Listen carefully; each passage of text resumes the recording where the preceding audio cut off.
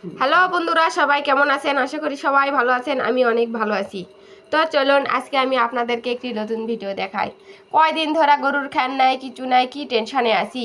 আর এই গাঁৱত একটা খ্যার পাওয়া যাবে না, খ্যারের যে এত দাম। তে গরু দিন দিন খালি শুকা যাচ্ছে। তো কি করবো, গোটাল গাঁও খালি খুঁজিচ্ছি খ্যার কুট পামো, খ্যার কুট পামো। তে খুঁজতে খুঁজতে আমি না পারে একদিন নানি বাইর গেনু, যা দেখি নানির খ্যার আছে। নানির কোনো তাড়াতাড়ি খ্যারগুলা দেন, আমার গরুগুলা না খাওয়াটি মরে যাচ্ছে। তো নানি কোনো নানি সাথে সাথে আবার ভ্যান ভরা দিয়া পাঠালো। দিয়া পাঠালো, বেশ সুন্দর লিয়ে আসনু। আনাক ভ্যান আলা বা কোনো আনা ভিতরে তুলা দেন পারে। তো ভ্যান আলা তো তুলা দিলই না। তো লি যাকে আবার কষ্ট করে আনা লাগলো, সে কাবল ওটে না খায়ার থোসে। হাই রে মুগজির অত্যাচার, সে মুগির অত্যাচার আর থুনুই না।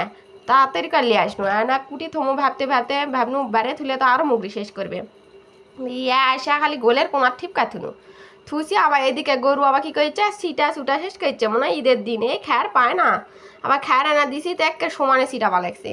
আরে বাবা তুই সিটাস না, কত কষ্ট করে খ্যারগুলো লিয়ে আনু। ঈদের দিন ভাবে এত সিটাস না। আর তো তোরা আনা কুটা কুটাই খাস। তো তাই ওর কোনো তো ওরাও তাই শুনিচ্ছে। তো সবাই ভালো।